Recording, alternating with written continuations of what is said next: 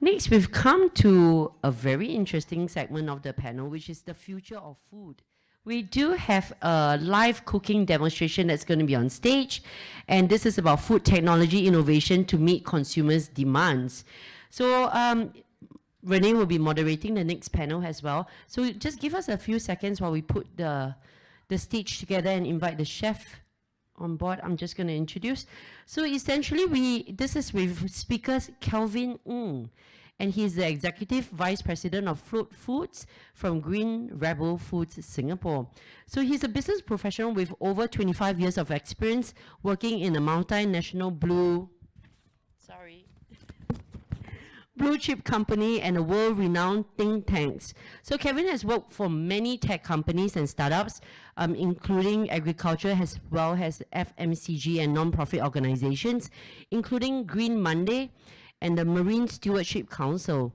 So Kevin is currently retained for a number of alternative protein startups and multinationals and navigate the labyrinth of issues and complexity that scaling a food business retail. So Dr. Kelvin Ng, can I invite you to stage, please? Yes. We also have Florence Leong with us today. So Florence, can I invite? So Florence is a pharma executive turned deep tech startup practitioner and evangelist. Yes. So since leaving the pharma industry, Florence has been involved in the Singapore startup ecosystem as a venture capitalist as well as a commercial strategist. She also advised startups as well as a lean launchpad instructor. Am I correct? Yeah, so Florence is currently the co-founder of Cosmo Health Singapore Private Limited, NUS Food Science Technology spin-off that has been incorporated to expand access to health from nature by resolving challenges in the agri-food and biomedical industry with bioactive upcycle from food processing waste streams. An on-site chef, are we inviting the chef up or later? He will set up while we talk. Shortly? All right. Have a good panel then. All right, it's about food again. All right, but this is interesting because we get to taste the food later. Right, this is about the future of food, and we're going to talk about the food technology and innovation to meet consumers' demand. As we all know that there's a rising demand for food, right, in general. We talk about agriculture just now. We realize that, well, I mean, we just can't have enough supply to meet the demands, and therefore, we need alternatives. All right? So to both of you, share with us, give us a bit of background, right, and share with us, you know, what really inspired you to get into this food tech space? I know, Kelvin, you've been in the food business for a long time, but now you're into healthy, green kind of food, right? So tell us why, and Florence also next. Let's start with Kelvin.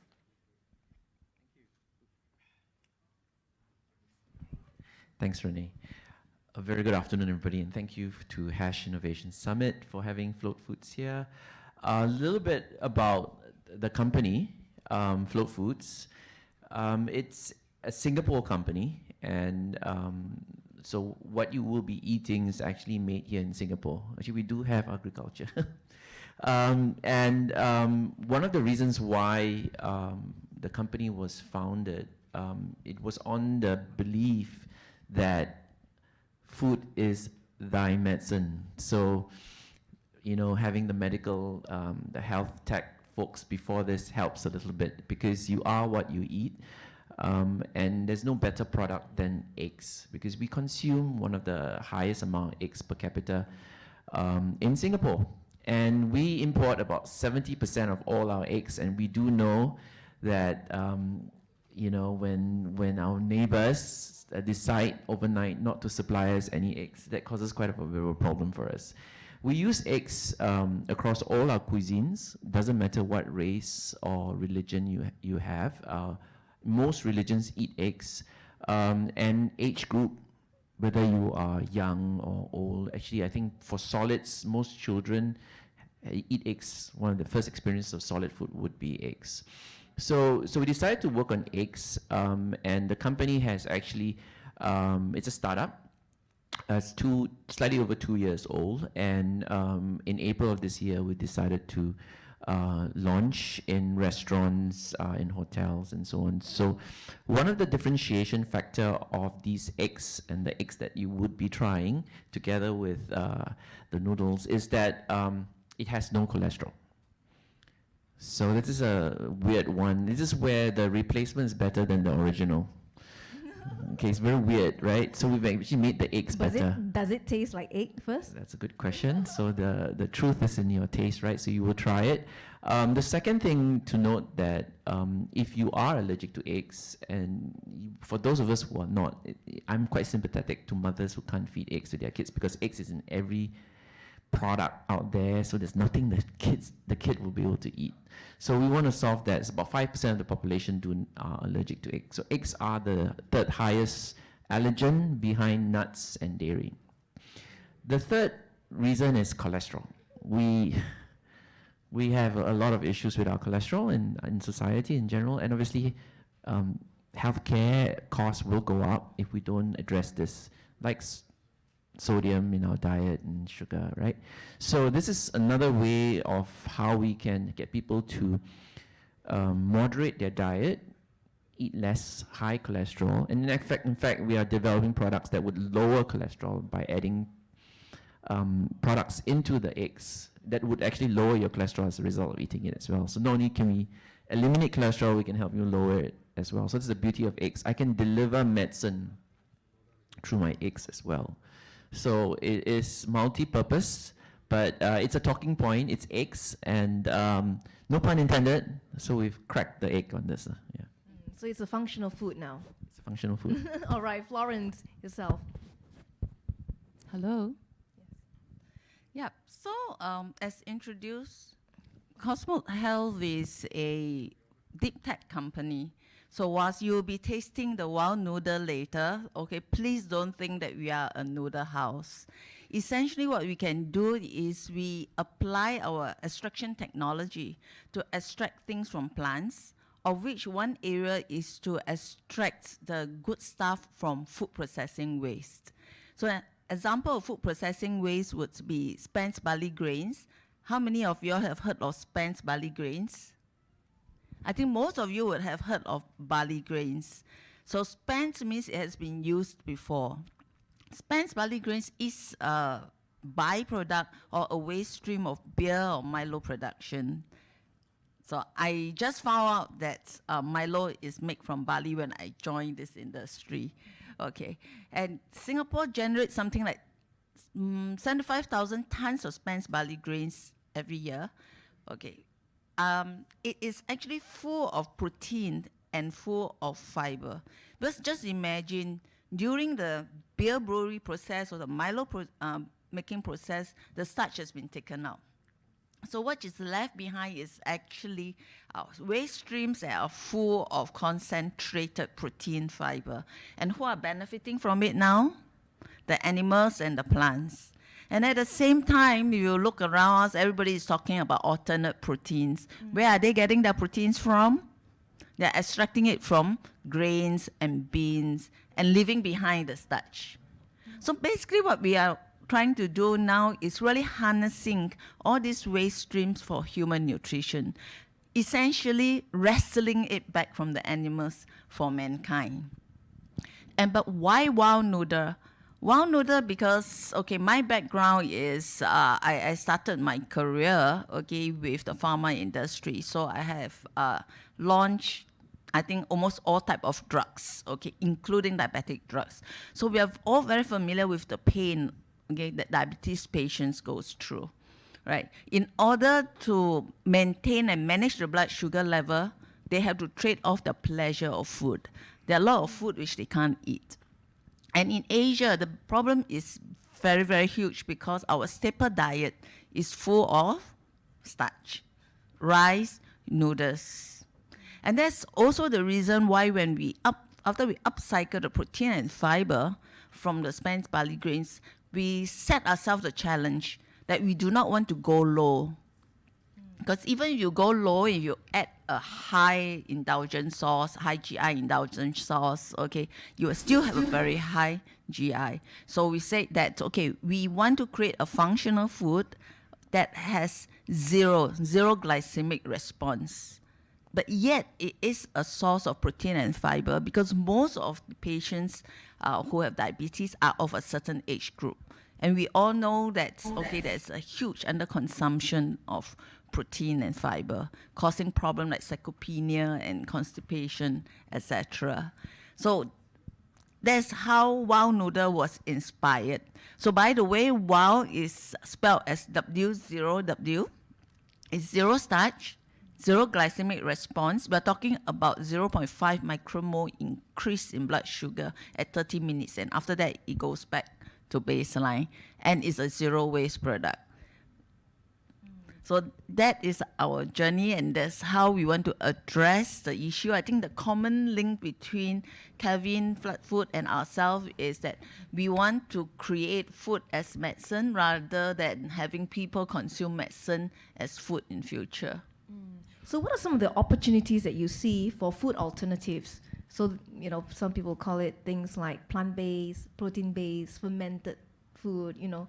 And then now you have cell-based food. And some people have thoughts like, is it safe? You know? So what are some of the opportunities you see and also the challenges that you face in this industry? Yeah. Yeah, I mean, please ask questions because I think it's better. It's like post-lunch, right? Everyone very lethargic. Ask questions and challenge, right? Because and also we've done a lot of talks with investment banks and so on. This is a huge space for you to put your money in as well because this is growing at quite a tremendous rate. My opinion, don't quote me on this if you lose your bank or your wallets. The problem we have today is that the population is going to hit 9 billion, if not 10 billion, at a pretty rapid rate outside of Singapore. Singaporeans don't have babies. But when that happens, our food production system will not be able to feed all these people. It's quite a serious problem. So when you have a food shortage, people tend to do very crazy things like go to war, right? So the idea being we need to solve this problem by producing food that use very little water, very little land, and that can sustain the planet. So that's where this alternative protein space started, you know, way back in, I would say 2012, 2015, people started investing in this. Now, apart from the fact that there's not enough food, the second problem we have is this thing called climate change, right? And I can see you all day telling you about it, but the main problem with climate change, or the main challenge with climate change, is greenhouse gases. And I think the minister talked a little bit about methane, and he talked about Temasek rice. So it's quite related because animal production or any form of farming would produce quite a significant amount of greenhouse gases. For cows, it's methane because they fart. And that really contributes quite significantly to climate change. And climate change is serious because if you look at the floods happening right now around the world, the droughts and the ice sheets melting, this is happening within our generation. So it's not, I used to say, oh, I'm doing this for my future generation. I stopped saying that already because I think it's going to happen while I'm still alive. So it's happening very quickly. We'll see it. When it does happen, like carbon tax, when $25 per ton happens, people start scrambling, and then companies like these in this alternative space will become unicorns. So, we're a bit ahead of the curve, but what I'm saying is that the space is very interesting. Don't be deceived by what you see in the supermarket or what people are consuming in our hawker centers, because that's not reflective of the market. There's a huge grain shortage right now. It's not a joke. Rice is a big problem as well. There's not enough rice to feed the planet. And we need to find more innovative ways of farming to be able to survive. We need water, right? So how are we going to do this? So that's why the alternative protein space is so interesting. It's across all commodities. Today, over the coming weeks, you will see it in all the media because everyone's coming to town. But basically, it's from cows, and beef, to chicken, to seafood, ice cream, cheese, eggs, noodles. So it's across all categories, and you can literally have a full course Chinese banquet without ever consuming a single piece of meat today, right? The cost of doing that in low poverty or social where there's a high amount of poor people is the challenge, right? That's where the tech comes in. For our eggs, we are indexing probably two times the price of a egg today, and this helped. The war in Ukraine helped because eggs never cost so much in our entire life. So today, eggs is about 40 cents, and we are very sure that it's going to be 50 cents, by next year, and it will continue to rise. And if you live on eggs daily, that amount does add up quite significantly because we eat about 1.5 eggs a day, a Singaporean.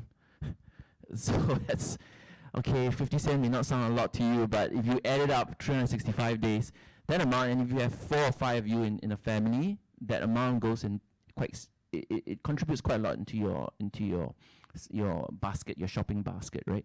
So by having it switch to an alternative protein, the pricing will be very controlled.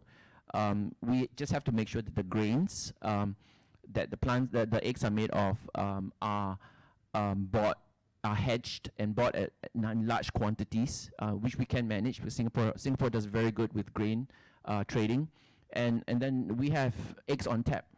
Literally, I can have eggs on tap. You want eggs? I can supply the planet with eggs as much as you want. So this is the strength of the alternative protein. It's not dependent on nature. Apart from the grain, everything else we manage vertically. So you don't have to crack an egg these days. Fantastic. All right, and Florence, any opinion on this? No, I think the opportunity for plant-based food is huge. Okay, because there are so much concerns about the planet. In fact, the challenge is how do you feed 9.8 billion people by generating enough food without causing planetary damage. And this is exactly the challenge which we want to address. Basically, and that's why with Cosmos Health, we are looking at if you just use things that are being thrown away, and we are not generating just food, we're generating functional food. Okay, so you have to be healthy, not just healthy food as medicine. So just taking away things that are wasted, okay, as food, as medicine. And you know how much medicine costs. So that is a huge opportunity. But having said that, okay, I think the opportunity is greater for functional food because the population is aging. And so with aging populations, we need not just fill the stomach, we need to make sure that everybody, okay, do not fall sick. And that is more important. So I just want to highlight that besides spent barley grains, there are a lot of other waste streams that are out there in the world which we can harness. Okay, after vermicelli production, you have spent mung beans. Okay, after oil production, you have spent oil meals.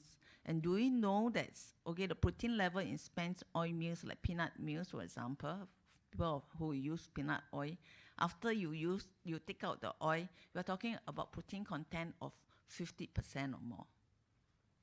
Okay. So if you want to create alternate protein, okay, you want to alternate meat, don't take the protein from the whole grains, okay? Take the protein from upcycled material. The cost is lower. The planetary cost is also zero. Right. So we're gonna pause for a bit for them to set up. We're gonna do this together like a talk show, right? A cooking talk show. Right, let's have our chef up on stage, right, to do the cooking as we continue our conversation. Just let them set and we continue talking. Now, you talk about opportunities here. Yeah, we know that. But how do we ensure the success of the food tech business? How do you convince consumers to buy? How do you convince F&B retailers to partner with you to make this possible, right? So share with us some of your strategies on this. Okay, I think the challenge is really not so great at this point. I mean, especially for Wow Noodle, okay. The challenge which we started off is because just to clarify, Cosmo Health is a B2B enabler. We do not intend to be selling Wow Noodle as an end product, but we are forced into selling Wow Noodle now at this point because when we approach Noodle House to manufacture Wow Noodle, their concept of noodle is a staple food. Okay, so the price point must be 20 cents like Hokkien Mee. They do not understand the concept of functional food. So because of that, we have to walk the talk. Okay, and that's when we produce Wow Noodle. But eventually what we want to do is really to sell the noodle premix to Noodle House. But now that we have a poster girl in Wow Noodle, okay, the good thing is Noodle House are coming to us and they are talking to us. And they are the one who are initiating the discussion. So I think the biggest challenge here is really getting people to understand this concept of sustainability, concept of functional food, and importantly, address the issue of scalability. Because it's only when you have many people producing the product. So my dream is to have, to sell the premix to all the noodle house, and when you have many noodle house producing it, then when one of these days you can just go down to the hawker center and you'll be asked, do you want mee kia, mee pok, or wow? That is when I say Cosmo Health is very successful, when we can actually achieve a mission of expanding access to health from nature. Okay, hope it works. Okay, so it works, huh? Okay, I'm going to, I know it's very distracting, right? The chef is setting up, right? So it's very, all of you are anticipating, like, what's going on? No, Okay. that's more interesting than us. Okay, so bear in mind, right? What you're seeing today is, I mean, the topic today is future food, right? So what we're doing is we are showing you what the future might look like when it comes to eggs. So you're very privileged. You got an invitation from Renee to come and try, because this is what our children will be eating, No, whether you like You'll it. be eating now. You're eating now, yes. Yeah. Whether you like it or not. Okay, now to Renee's question about why or how do you get consumers to adopt it, right? That was your question. Right. How do you make it a success? Okay, so if you have nothing to do tonight, if you have a lot of free time, I know you don't, and if you're planning to go to the Singapore Food Festival, which is happening at Marina Bay, you can actually try it. We are at Hawker's Heroes, and you can try it, like a hawker food. Hawker food is where we eat, right? So I wanted to make sure that I'm not at the, Wakujin's Noma, right? I'm at hawker level, and we also embedded it into local cuisines like Hainan Story. If you go to Hainan Story in Jalan Sultan, you can get it at $12.80, which is a full meal with eggs, and it's 100% vegan, but you don't need to know that it's 100% vegan because you can't tell. If I didn't tell you it was 100% vegan, you would think that it's a proper meal. So that's already available today. The Chef Martin. So Chef Martin will show us how easy it is to use the Wow noodles and how easy it is to prepare the eggs. Because we are generally lazy by nature, so we want to eat food that is very easy to prepare, that doesn't require a lot of back of house, or I call it, kitchen operations, right? The other thing to also note is that because they are plant-based, there's no issue with salmonella. This is a big problem. I think one of the largest caterers in Singapore was just suspended, for salmonella. Eggs, big problem with salmonella, big problem, right? And that's why they pump the antibiotics in there, right? Because salmonella. So it's a you know, you don't want salmonella, you have to pump the antibiotics in, but it's harmful if consumed in large quantities, right? So with the plant-based products, you don't have that issue with salmonella. The products are pre-formed, so you will see how fast they cook. Speed is money, as they say in the kitchen. When you're hungry, especially with eggs, because it's mostly eaten breakfast, you don't want a hungry Singaporean at breakfast because they get very, very grouchy. So, so being able to do this quickly is very important. It only takes you know, a minute or two to warm up the product. The product actually holds better than normal eggs as well, and it doesn't shrink. So a lot of the meat-based products actually shrink, like seafood, prawns, and all that. After you buy the scallop, you think it's so great, you bring home, and it's like half the size of what it was. So, because you pay by weight, by the way. So for the plant-based products, the shrinkage is very, very much lower, so you get better yields as well. So from a operational perspective, it is better. From a food contamination perspective, it is more superior. From a speed service, it's more superior. From a supply reliability, it's made in Singapore. If the borders are shut, if someone decides to declare war on Singapore, we will produce this in Tampines for you. Don't worry about it. Even though you live in Jurong, we will get the products from Tampines to Jurong. I don't have to import it through the ports of Los Angeles or from you know, our nearby countries, right? So the point is that we are self-sufficient. We can get the products to you. Now, then you ask me about, okay, I eat eggs because I need the protein, right? That is primarily the reason why we eat eggs. So we made sure that the eggs have equivalent protein to a normal egg. So you will have no compromise on protein levels with these eggs, right? And then finally, the most important part is doesn't taste like egg. Okay, so this is the most difficult one to solve, right? So just want to declare, you know, out here, we are a startup, so please be forgiving. We will not be able to fight with nature, right? Nature always wins, regardless of what you do. We try our very best to get it as close texture-wise, but the taste very much dependent on chefs like Chef Martin, who can then you know, deliver the product in a way that we like it. So the product is not 100% replacement of eggs, but I never said it was. So, but that is the expectation by consumers, right? So over time we will get there, but this is really a moonshot, if I can quote, right? This is really a moonshot. We hope that eventually 30% of all our eggs in Singapore will be produced locally here in Tampines. Can I also say that for the wild noodle, okay, we can confidently say that even though it has no starch, the feedback is the closest thing to starch-based noodles. Okay, so whilst there's still some way to go for flat food, you know, we are almost there for the wild noodle. Okay, it is a fresh noodle, so I just want to borrow the pack here. So this is a fresh noodle. Okay, afterwards you'll see from Chef Martin that it is so easy to prepare that you can just open it up and you can just taste it by itself because it's already cooked. Okay, or you can cook it, you can fry it, you can stew it like any other noodle.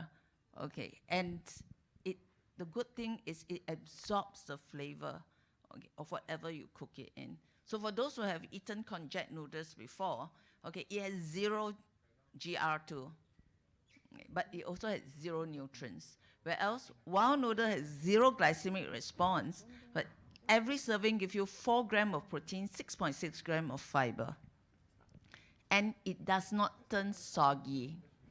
Okay, you can cook it long, okay, it doesn't break apart because there's no starch in it. So now I think we are just leave Chef Martin to show you what he has prepared. Do I have one extra pack where I can just pass it around for people to see? Do you have enough? Yeah, You don't have two worry, packs. audience, you will get to try the products in a bit. Can All right, I'll it's just just pass some this around, okay? demo. If you are adventurous, you can even open it up and just taste it neat. Okay, that's because Neat, yeah. That is So the without acid sauce. test. Yeah. Like I say, konjac noodles has no glycemic response. Okay. Taste it for yourself. Anybody who has tasted the konjac noodles and this will say that this is wow. Okay. Because remember, this absorb flavors. Okay, and it is very close to starch noodles. A lot of people who take konjac tells me that it's like eating plastic. This is definitely, people compare this to soba or 意面. So that is the comparison. So the acid test is, you can try this, just open it up. And for this side, I'll just pass you and you can just pass it around, okay? So chef is now adding oil, vegetable oil, I must emphasize. Olive oil in the pan, just warming it up. The best before date, okay, at this point, without any preservative, okay, is 30 days. I myself have taken this after 2 months. But you need to chill it. Now we are doing shelf life tests, pasteurized, and we have got 8 months data. So this is like many, many times the shelf life of fresh noodles. But it's actually quite easy to understand why. There's no starch here, there's no cups, unless the bacteria is on a diet. I don't think they like this kind of food. Florence, right? I'm going to interrupt you because we. Okay, so this is the noodles being cooked. I hope the camera can come closer so you all can see. So he's just basically just put it into boiling broth, and it's pretty much done already. So the noodles doesn't take very long to cook at all. Yeah, I'm the witness, right? Okay. Well, it smells good. I volunteer to be tester. Yeah, for sure. You'll be the Everybody will number get one guinea pig. So chef is now sauteing the mushrooms, to add some umami into the dish, right? Right. Just a quick question, right? As part of the success of the food tech company, right? I believe partnerships with different stakeholders is very important. Share with us, what are some of the PPP strategies that you think would, help you kickstart the business well? Yeah.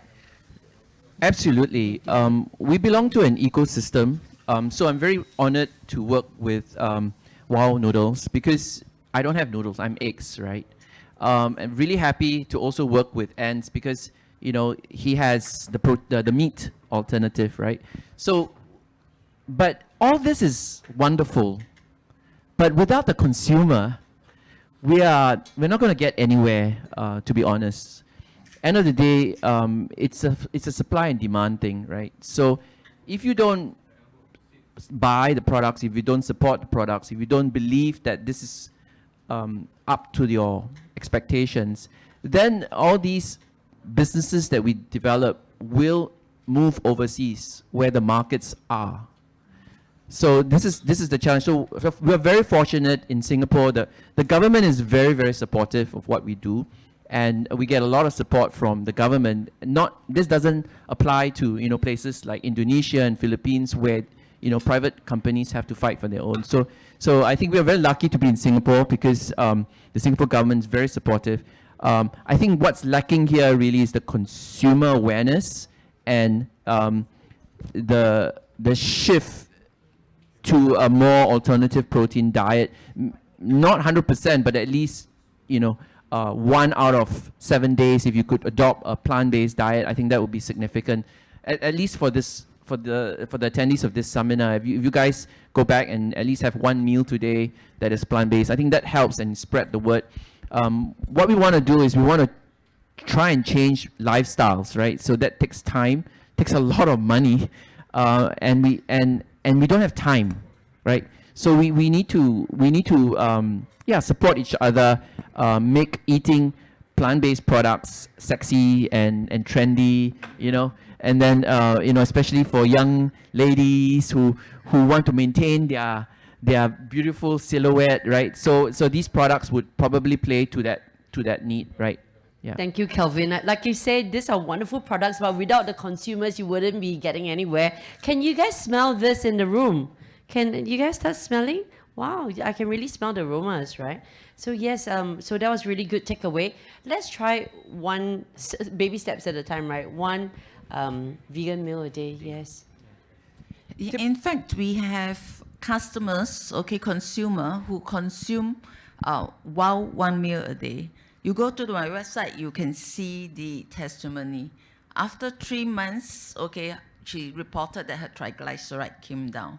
After 6 months, she reported that her doctor told her she can stop her hypertension medicine. I think generally, yes, I do believe there's medical, like, you know, improvements when you change your diet up a little bit. But just when you eat non-meat, right, you feel cleaner.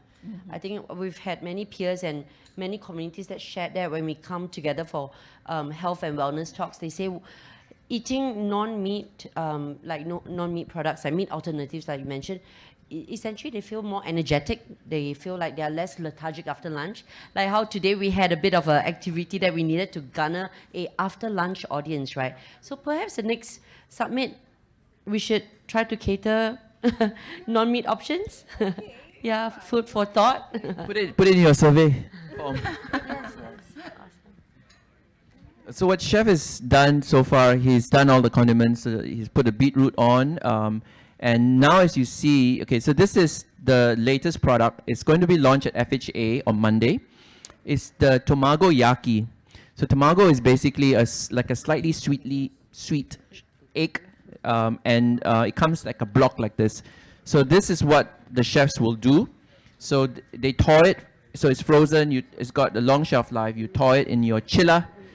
You take it out of the bag, and you eat it. And that's pretty much the cooking involved. So you slice it like how you would do sushi. This is going to be available at Poke Theory if you are a big Poke fan. So Poke Theory has 15 stores across Singapore. They will launch this in about 2 weeks' time.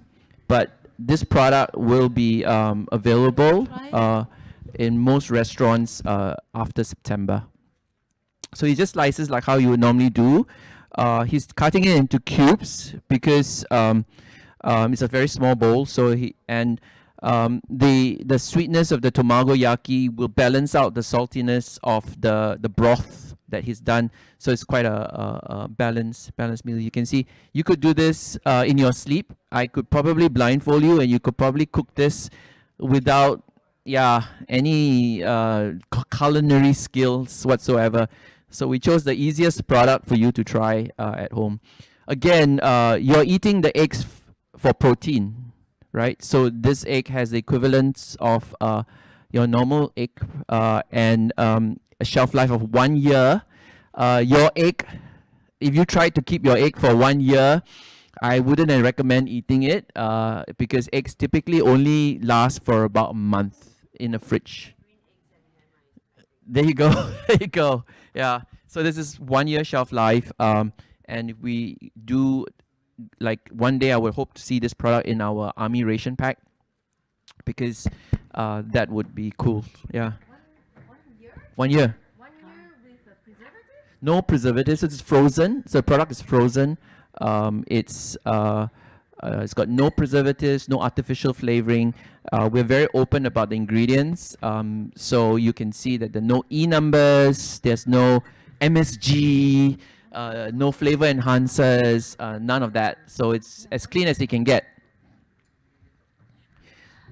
I must say the colors are very extremely vibrant. So is there colorings involved in your? So it's all making of that? natural coloring to get as close as possible to an egg color because we do eat with our eyes, right? Right. For those who are not at the prime spot where me, Renee, and Kelvin is, it smells amazing up here. I think the aromas are terrific. It's very enticing. Doesn't feel like the colors are extremely vibrant. I think that's the main thing. And Kevin, you're right. You know you win half the battle with the consumers when your food looks good. Yeah. Wow. Smells very good. So we prepared one for everybody, so you don't have to fight over it. Yeah, I think if the banquet team is listening in, would you mind bringing in the food? Yeah, Christian, Thank you. Yes. Good. So, ladies and gentlemen, you actually get to have a taste of what Chef Hisham here has actually prepared for us on stage. Amazing. Can we give him a round of applause, please? Do you have a name for this dish? Hot and cold.